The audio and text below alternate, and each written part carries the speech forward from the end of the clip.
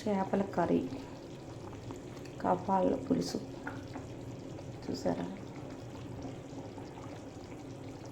కవ్వాల పులుసు.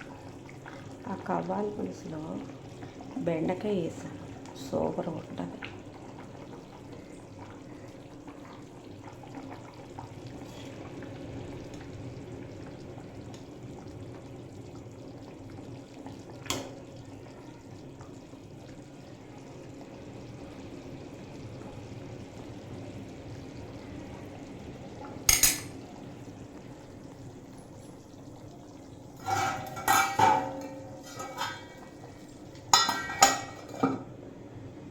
అయిందా? రైస్, కవ్వాల పులుసు వేడివేడిగా ఉంది, రైస్ వేడివేడిగా ఉంది.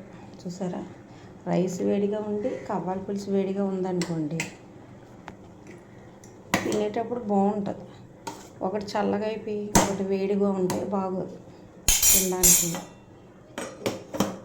ఇంకా అట్టేసరి అన్నం, రైస్ అయిపోయింది కదా, కర్రీ అయిపోయింది, అంతే, తినడమే. బాయ్.